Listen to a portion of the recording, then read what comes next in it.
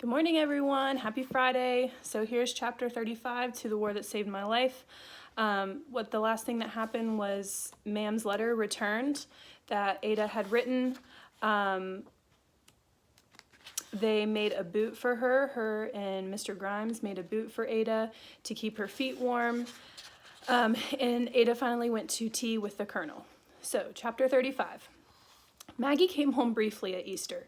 She was shocked by how much work I was doing and also by the state the stables and house were in.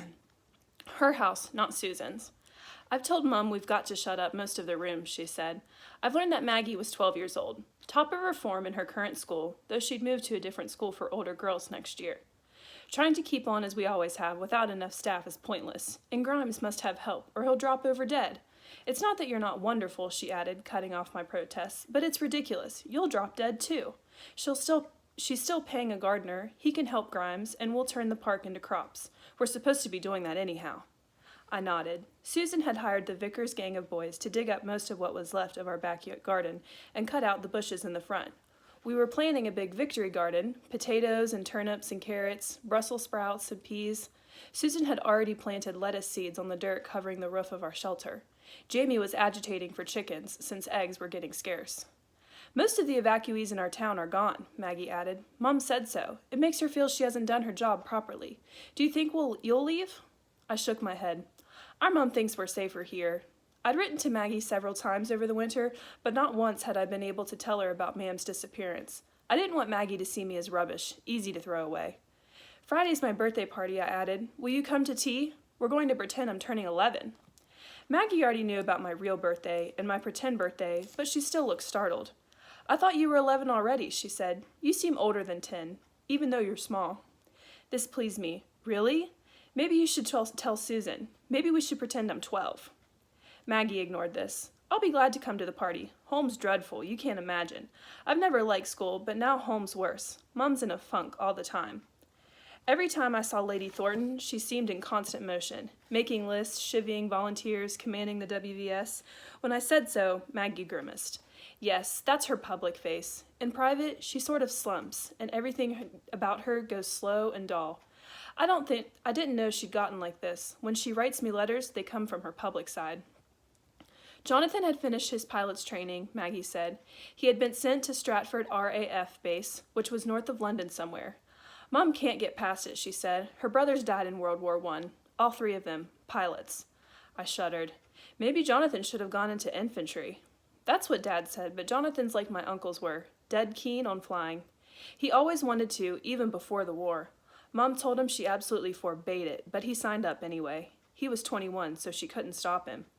If he dies, Mom will die too, Maggie said. She had 2 other boys after Jonathan, before me. All 3, were named after my dead uncles, and then the other 2 died of typhoid when they were very small. Then came me, a girl, therefore useless. Mom's been afraid of this war since the day Jonathan was born. I'll keep an eye on her, I said. I'll write you if your mom gets worse, if I can tell she's worse.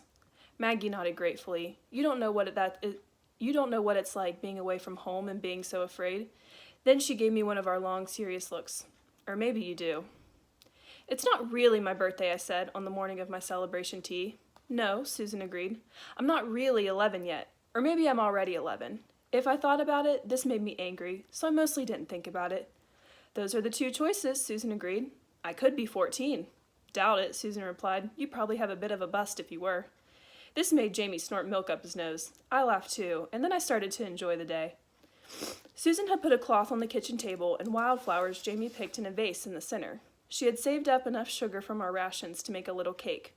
We had meat paste sandwiches cut very thin and fresh radishes and tiny spoonfuls of custard sauce over the slices of cake. Susan made me a new dress from the one that had been Becky's, bright blue like the springtime sky. She gave me a book called The Wind in the Willows.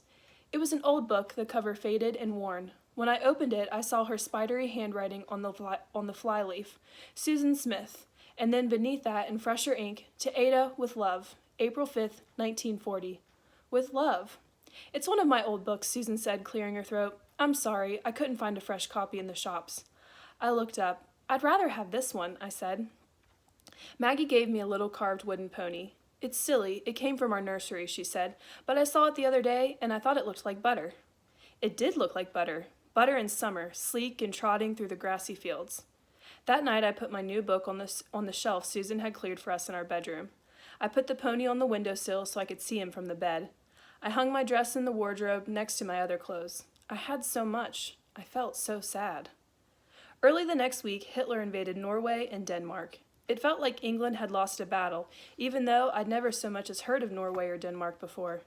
As spring continued, Germany took over Holland and Belgium as well. Winston Churchill became England's new prime minister. The war, which had begun to feel like memories of our flat in London, hazy and unreal, suddenly came into sharper focus. Susan had always listened to the news on the radio each evening, but now Jamie and I paid close attention too. There still weren't bombs in London or anywhere else, but the Germans were much nearer to England than they had been. Everyone thought we would be invaded next. The Air Force built pillboxes around our airfield to defend it. The government gave us 7 rules. 1. Do not waste food. 2. Do not talk to strangers. 3. Keep all information to yourself. 4. Always listen to government instructions and carry them out. 5. Report anything suspicious to the police. 6. Do not spread rumors. 7. Lock away anything that might help the enemy if we are invaded. Like what? Jamie asked. Guns? Yes, guns, Susan said. Lady Thornton, for example. Her husband has a whole room full of guns for hunting game birds. She'll need to hide those away. We haven't got anything here the enemy would want, Susan continued. We don't have anything dangerous or valuable. You aren't to worry, she said. Even if the Germans do invade, they won't hurt children. They didn't hurt the children in Norway or Holland. Somehow this didn't make us feel better at all. The rumor in the village was that Holland had been full of German spies, sent in before the invasion to help it go smoothly. The spies were called fifth columnists. I didn't know why. Fresh posters went up on the wall by the station reminding us that England too might be full of spies. Loose lips sink ships, the poster said. 26 ships had been sunk in March, 10 in April. It was fewer ships than earlier because now fewer ships were trying to get through the German blockade.